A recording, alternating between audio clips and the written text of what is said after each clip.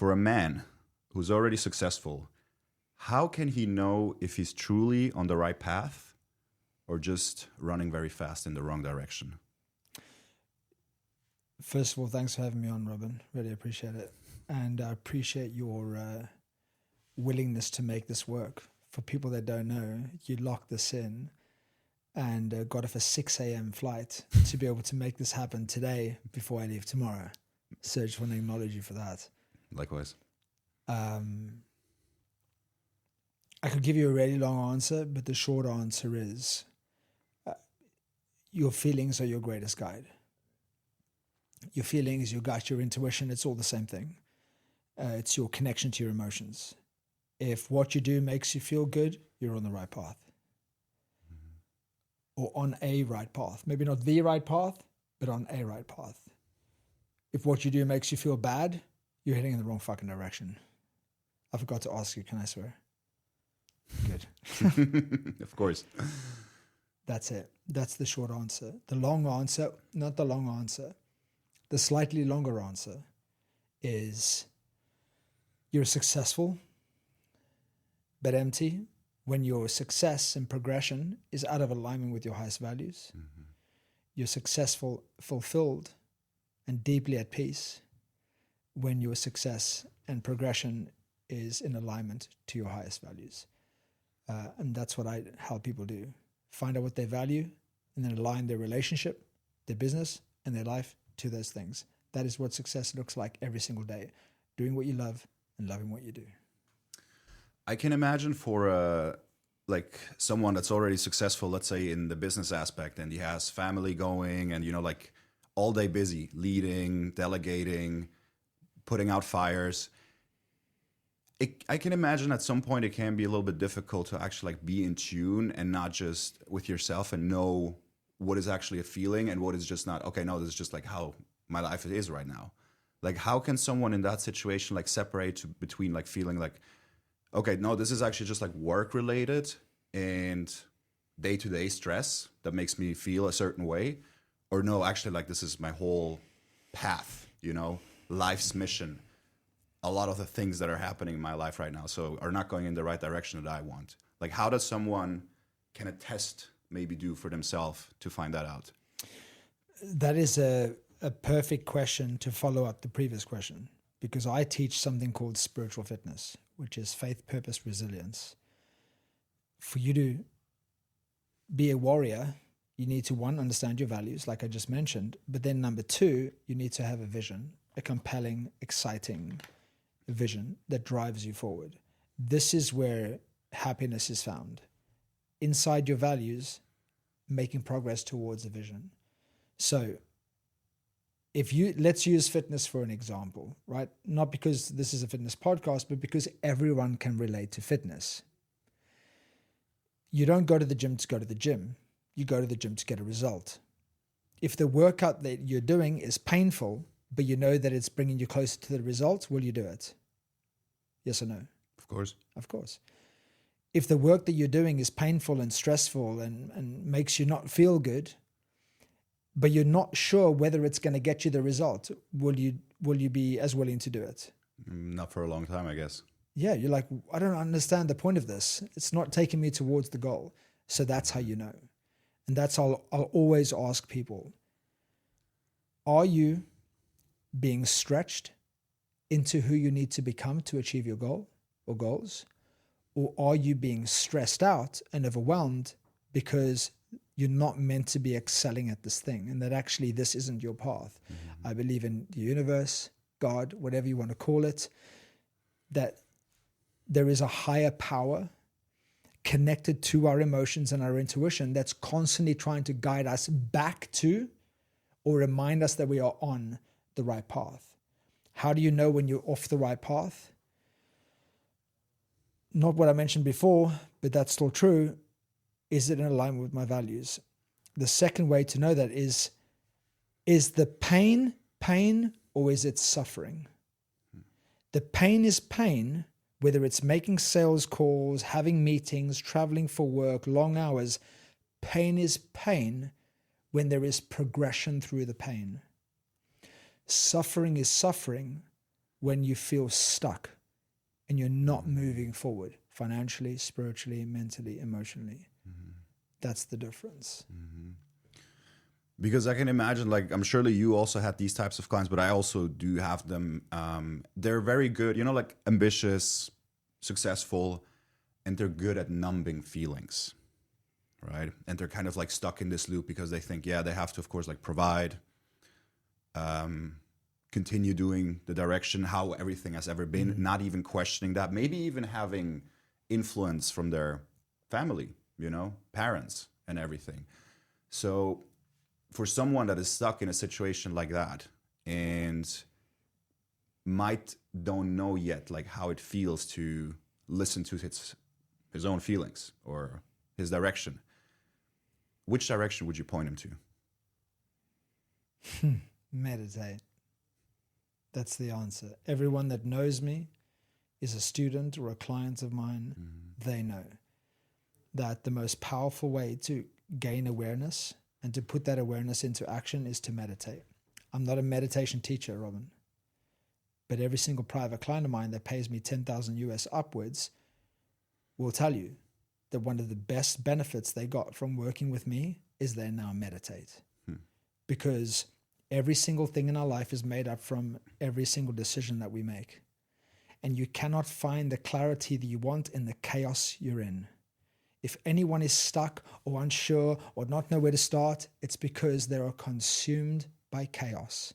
You can call it stress, burnout, overwhelm, overworked. It's chaos. The only way through the chaos is to build yourself into a state of calm. And the only way to do that is to meditate, to find equanimity, which means to stay at your center regardless of what you're being pulled towards or what you're trying to push away from. You just become still. You become the center of everything, not moving around from here to there, to there, to there. Everything moves around you and you just remain still. And that's what meditation teaches. It gives you clarity. It gives you awareness. It gives you curiosity and creativity, because when you're still, you're tapped into your genius, because you're tapped into God and the universe, because you're not living from your logical mind. You're inside your heart when you meditate. You're not being a human doing, because you're not doing anything. You're fucking sitting on your ass. So you're being tapped into being a human being. And this is where your higher self is found. I absolutely don't believe that anyone is living their full potential unless they can sit with themselves for 20 minutes in silence. You'll never fucking convince me, ever. Because if you say, I have this and I have that and I have money and wealth, success and cars and houses, but you can't have a meeting with yourself for 20 minutes, you're seriously wounded. And if you're wounded, you don't have an identity because you don't know who you are. You don't know the truth of who you are. You don't even know how to find out who the fuck you are. So what you do is, because of a lack of internal identity, you create an identity on the outside. And my identity is my work. My identity is my hustle. My identity is my bank balance. So you have to keep doing that. And then you're like, how to come back to your question, how do I stop this? Well, if you're not your job, who are you? The only way to find out is remove your job, remove your sales, remove your career, remove everything on the external. What is left? Stillness.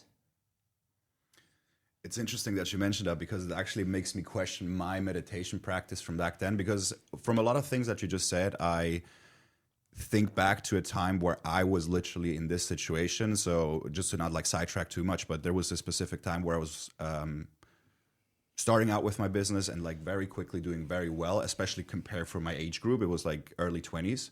And I was getting, you know, like my own apartment in a very nice area, much bigger than I needed, extra space where I'm going to have my employees and everything. And I just felt empty. Like it just, I was building a life in an area that I actually not really wanted, but in the end just ended up doing because it was like, oh, that's how it's supposed to be done. Like that's where you go. I remember like that day when we went into IKEA to buy furniture, and it was like this internal like hit into me, which should have been the first sign. Because where I want to get What do to, you hang on? What was the hit? the thing is, I always dreamed of living a remote life and being location independent. And back then, also my mentors that I had back then, my business coaches, they were like, no, you have to, you know, like you have to have a business in one area, and then you have to have your people coming to your place so you can have control over them and be a leader and X, Y, and Z. So I started following everything because they've been able to help me a fair bit, you know, like very good, making the business become very profitable very quickly. And so I was like, okay, they brought me here. I just need to continue following what they tell me. And then I ended up in a situation where I was like, I have the apartment, I'm doing really well, but I feel like I'm in jail. Like, I feel like I'm caught up. Like, even though I had the freedom to, like, I could go here or there, it just felt like this, like a jail, literally. And it took me a very, very hard realization to, like, be able to get out of that. And after the months there, like, very hard realization. And then after that, I made the transition. Now everything is completely remote.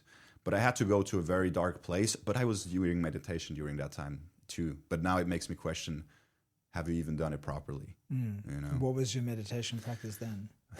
Simple, Calm, the app. Yeah, that's not real meditation. No? That's like allow someone to just stop thinking for a few moments. But meditation is where, like, the deepest form of meditation is when you sit with a visualization or a mantra or your breath, and you do it for a minimum of 20 minutes. And you just repeat visualization, external or internal, like an orange ball or a white ball or a stream of light coming in you, but a visualization. Number 2, a mantra that can be transcendental meditation or just your own mantra. I am peace, I am peace. I have a meditation when I'm too in my head and I'm trying to sleep. I say, I'm safe, I am safe, I am safe. By the time I get to number 5, I'm out. Because it's the intention behind the mantra that creates the energy and the vibration in the body. Or breath, very simply. Breathe in, breathe out, breathe in, breathe out, breathe in, breathe out. There's a meditation practice worldwide, very well known. I don't know if I can say famous, but very, very well known. It's called Vipassana meditation. For you to get access to Vipassana, to go into Vipassana teachings and retreats, the entry level is you have to sit for 10 days in silence, meditating for 10 to 11 hours a day in a meditation center, Vipassana center, and they take your phone away from you. Your phone is locked away and you can't talk to anyone. That's the entry level. And what they're basically teaching is how to sit with yourself. You can't talk to anyone. You can't do hand gestures like hey, go before me in front of the door, etc. No communication whatsoever for 10 days. And you're doing like 1.5, 2 hour sittings from like 4:30 in the morning till 9 at night. And then there's a discourse, like where you're learning about what you're doing. Anyway, for the first 3 days of this meditation, this 10-day intensive experience, like, I don't know if I'll ever do it again. It's like, there's plenty other ways I'd like to spend 10 days. For the first 3 days, the only instruction they give you for 10 to 11 hours a day, the first 3 days, all they tell you is breathe in through your nose, out through your nose. Because they're like, if you can't just stay with your breath, like, they would never say this in a meditation center, but fuck everything else. Like, if you can't even stay here with your breath, like the next step and the next step and next step is just not going to benefit you the way that it can and should. So that's how you meditate. I have a meditation which is very easy for people to practice. It's called 1-10-1. That's what I hear about. So a lot of my clients use 1-10-1, and it's basically, you use it as a test. But both of our clients are executives, C-suite, business owners, or for me, it's business owners, entrepreneurs and stuff. They're like a challenge, right? That's why they do what they do. They're like a challenge. So I have a challenge, which is count to 10. So you inhale, exhale. At the bottom of your exhalation, count 1. Inhale, exhale. At the bottom of your second exhalation, count 2. And you're just counting it silently in your mind. In, out, 1. In, out, 2. You want to get all the way to 10, and then you reverse it back down to 1. And that's all you do. Before I get out of bed every morning, I do 1-10-1 3 times. if I get to 1, 2, 3, Robert, and I start thinking about my next meeting, I'm like, you're not fucking present. Your mind is in control of you. I'm like, whoa, that's very interesting. Observe it, don't judge it. And then I'm like, no. You're like, I'll just be like, whoa, your mind is crazy busy today. Sometimes I make it to 6, 7. I'm like, oh, I lost my count again. God damn it. And I go back to 1. You start at 1 until you get through 3 cycles. Or start with 1. But 1 cycle, 1 to 10 to 1, without losing your count. Now you know for at least approximately 2 minutes, you've been present to this moment. And 60 to 70% of people that try this, probably 70 to 75% of people that try this, they can't even get to 7. I can imagine. So when you say 1 to 10 and then back to 1, so that means like one cycle has 20 breaths. 20 breath cycle. Yeah. And then you do usually like 3 of them, so Yeah. 60 out of those. Yeah, 60 breaths. Cool.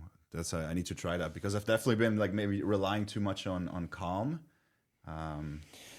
So the thing, it works. I started my meditation journey about a decade ago with Calm and Headspace. Right?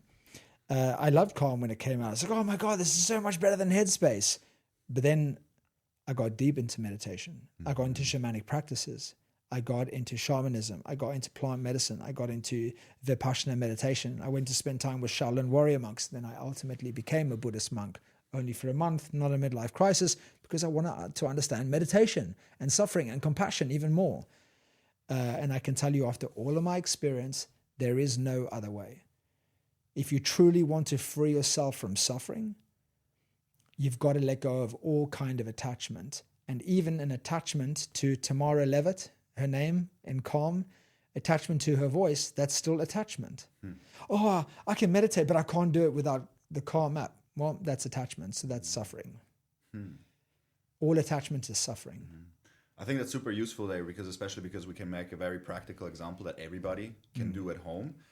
But now the listeners, of course, they're also like into high performance, right? There is something that I found online about you, which you created, the high performance wheel. Oh yeah. Is that correct? Yeah. Can you share a little bit about what this is about? Oh, it's just a holistic way of measuring how well you're doing at life. In NLP, neuro-linguistic programming, general life coaching, there's a thing called the Wheel of Life, where you just look at your career, your finances, your happiness, your relationships, your romance. I just work with high performers. So I just tweaked the wheel and I just went to like wellness, mobility, goals, identity, sleep, rest, recovery. But it's basically looking at anyone that wants to be a high performer. When it comes to mind and body, I'll do this assessment with them and I'll ask them to answer each question out of 10, 1 being the lowest, 10 being the highest. They're answering it from their own perception. So the overall score, I give them a life score. I divide all 8 sides to give 1 score out of 10. And I'll tell them, based on your own perception of your life, this is how well you're performing in life right now, 6 out of 10. And then we work towards getting them to 7 out of 10 or 8 out of 10. Do you think with a test like that, if somebody has to judge themselves, that they can be a little bit delusional about the reality? Oh, absolutely. Yeah. 100%. So would you... People lie to themselves all the time. Yeah, because that's what I'm, of course, also thinking. Like, unfortunately, with high performance and everything, of course, there's ego involved. And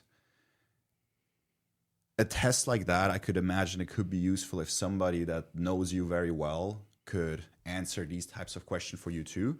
But aside from the test, how would someone find out if their mind, their beliefs is supporting their life and their path that they want to do? How can someone make kind of like a checklist for themselves that they are mentally aligned with what they want to achieve in life and not have like a sabotaging behavior? Very, very simple. You take a piece of paper, you draw a line down the middle on the left-hand side, you say what raises my vibration or my energy or my consciousness, what deletes or destroys my energy, my vibration or my consciousness.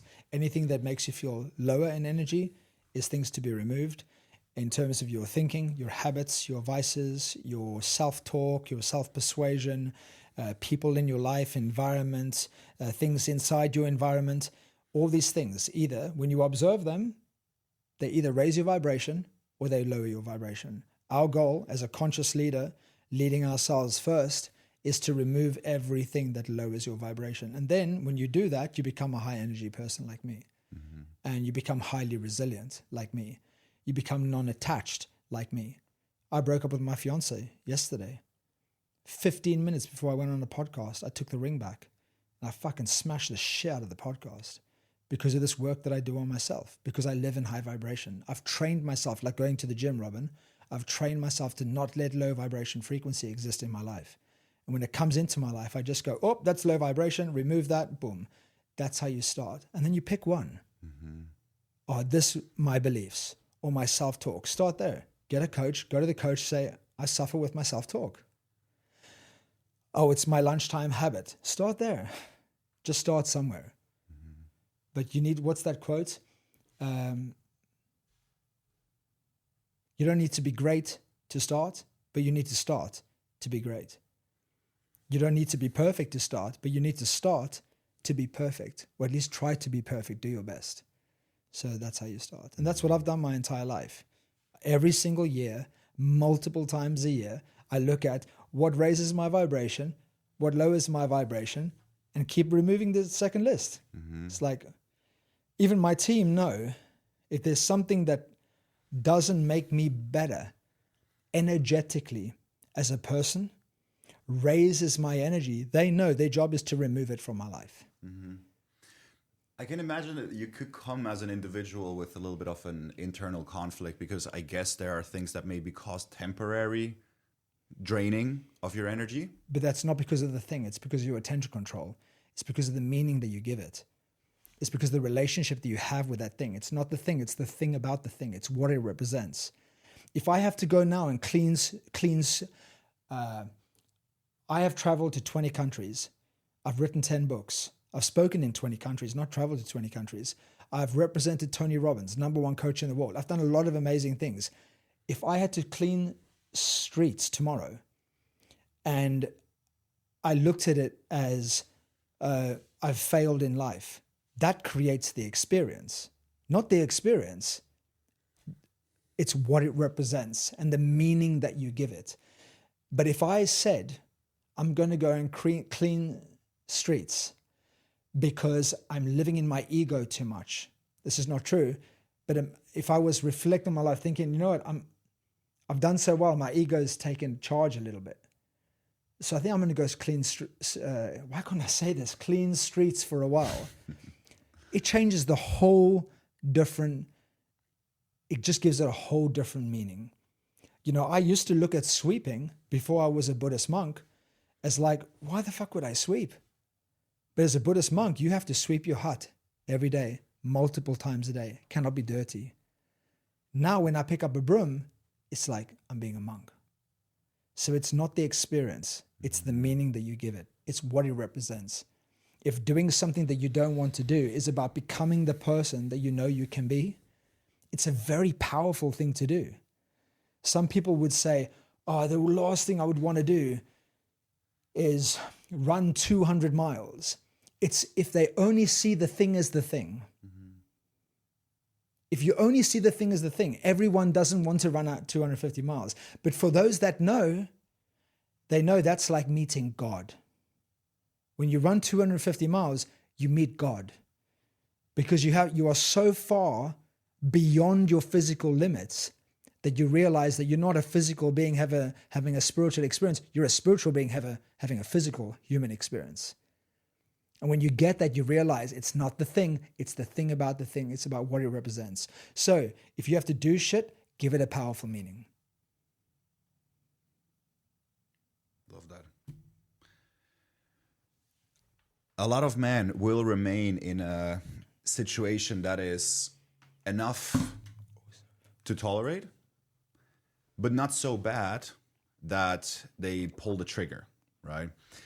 You had a very interesting or pivotal experience in your life. I've had a few.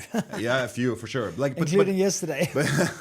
But one of them that I maybe like referred to a little bit was your accident that you've had. Because I think I heard you also speaking about that, and a lot of like very, very important lessons, because a lot of people, of course, they never come to that point. They never have such a heavy impact in like physical, mental, in any way. Can you just like share that story quickly and how you come out of it? Because it's just like I heard it a few. I think on the call like 2 weeks ago or so you picked it up again, but can you just share that again? Yeah, absolutely. I was quote unquote successful as a coach. I had just been representing Tony Robbins for 2.5 years. I was speaking internationally. I was living in the countryside in the UK. I had a beautiful blonde English wife from a public school. I had a 5-bedroom house, a brand new Mercedes GLB in the garage. I was living in a well-off area where there was just one road of all like semi-retired people. And here I was like this tattooed guy in my mid-30s. I looked successful. At my highest peak, I made as a coach at that time, I made £163,000, which is about $250,000 I made in the first 2 weeks of July, I think 2020. But there was a voice that I kept ignoring. And I kept ignoring it over and over again. And I feel emotional talking about it right now. But I kept going, oh, it's okay. You're successful. You're successful. Just keep doing this. Just keep doing this. Just keep doing this. And I wasn't 100% happy in my marriage either, because our values weren't aligned. And if your relationship is out of alignment, then you're definitely out of alignment. And then not an accident happened, a collision happened. Because the universe sends you whispers until the whispers become shouts. And then the shouts becomes, a hammer to the head, which in this case was a car to my head. I was doing something that I love to do. I was raising money for cancer charities with a coaching client of mine, riding from the top of the UK to the south. And it was 10 days, 1,000 miles. On the second day, I had a support team. We had sponsors, everything. I radioed back to my team and I said, guys, I don't know why I feel like telling you this, but I can just feel like this is nowhere near where I'm heading. Like the next challenge is going to be like way more than cycling 100 miles a day for 10 days. And on day 8, I was cycling along, and usually we'd be finished by 7 p.m. every day. But something happened that day that we were still on our bikes. And about 7:10 p.m., I was hit head on by a drunk, 4 times over the limit, uninsured driver in a hit and run collision. My head straight into the windscreen. If I wasn't wearing a helmet, there's absolutely no chance I would be here. My head would be splattered over the windscreen.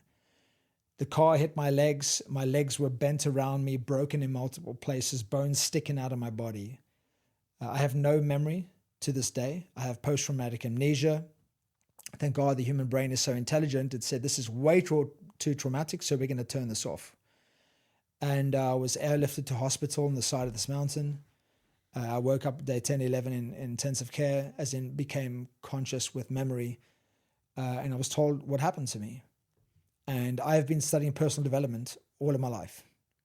Human behavior, why we do what we do, why we suffer, why we thrive.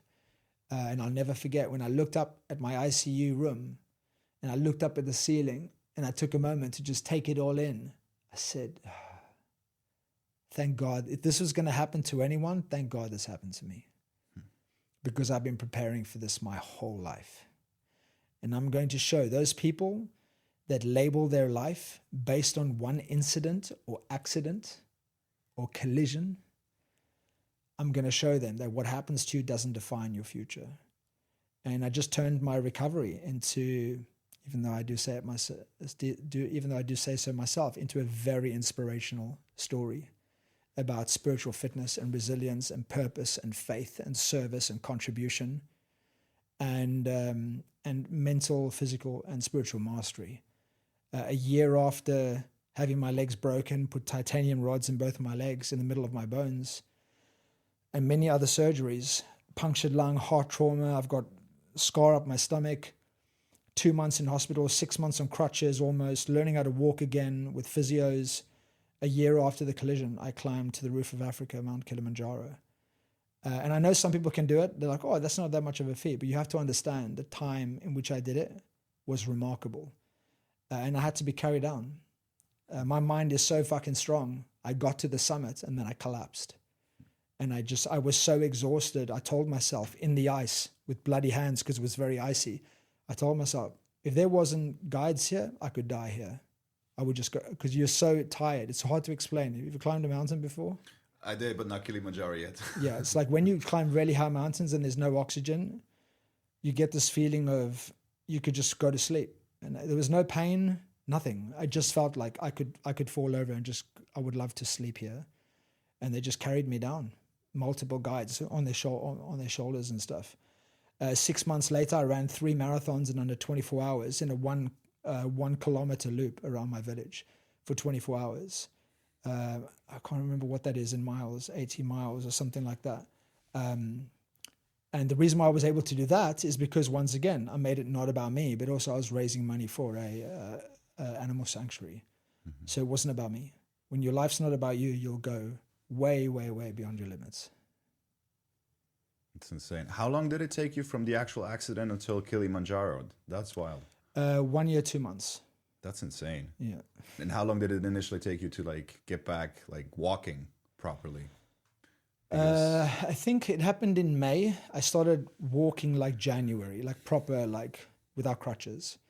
January. I remember filming a video in my back garden, dropping the crutches and like taking normal steps.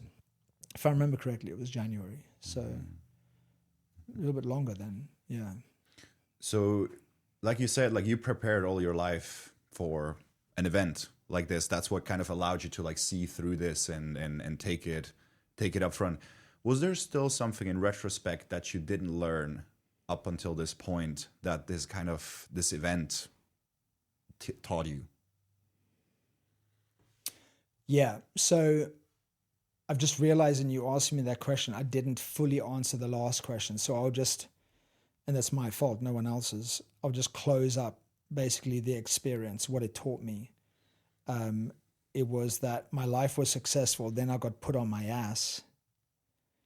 And I kept saying, remember I told you, oh, just keep doing what you're doing, doing what you're doing, doing what you're doing. No, I couldn't. I couldn't coach. I couldn't speak. I couldn't train. Couldn't travel. Now I was left with the truth. I met David Goggins. I got to have, because of my collision, it went quite viral, like on newspapers and stuff like that in the UK and all over the world really, but mostly in the UK. I got an opportunity to meet David Goggins face to face. And long story made very short, I was like, give me some inspiration and I want to do an Ironman in 4 months. Like, do you think I can do it? And he said, between all of the things that you see me celebrated for in public, what you don't see is me in private. And what I have to deal with between these crazy feats that I achieve. And he said these words to me. Do nothing for a year, and then you'll see who the fuck you really are. So I just sat and observed myself and my thoughts and everything. And what the collision taught me, or why I was gifted this experience to stop and think about my life, was I realized that I wasn't living my truth. That's where my face tattoos, neck tattoos came from, because it was a declaration, not to anyone else, to myself, that my truth is no longer negotiable. Like it's here publicly. This is my truth. Like I'm fully expressed version of me. At least that's what I'm working at becoming every single day of my life. However, to answer your next question, old habits die hard. So I would say, based on reflection of where I was at 37, what the collision made me realize, I was probably living 50% my truth. I'm now probably living 85% my truth. Maybe at a stretch, like 89%. So the thing that I still haven't, I can't remember your exact words, but nailed, is the confidence to go 100%. But it's coming, and it's coming very soon. Very, very soon. Now, of course, we don't wish anyone ever to having to go through something like this necessarily, or like having this type of accident. Absolutely. But for someone, like, what would you teach someone or give someone on their way that without them having to go through this themselves, to take the main lesson out of this for life? 1 to 3 stretch goals a year. Anything that you're afraid of, create a goal aligned to that thing. If you're afraid of heights, jump out of a plane. If you're afraid of confrontation, do a boxing match. If you're afraid of being the center of attention, do a public speaking gig, whatever. If you're afraid of expressing your truth, write a book. Very important though, it has to be a stretch. It has to be something that you don't necessarily believe you can do. Because the result of your life is a result of your beliefs. So everything that you do in your life, everything that exists, everything that you think and feel is a result of what you currently believe.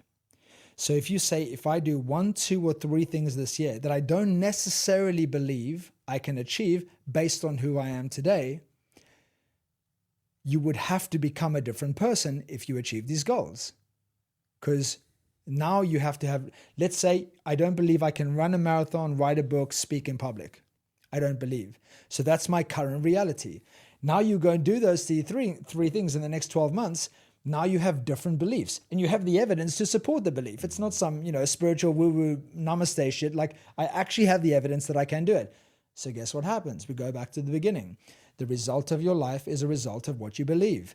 So by changing your beliefs, by stretching yourself, your life changes. Now imagine if you just did this 1 time a year.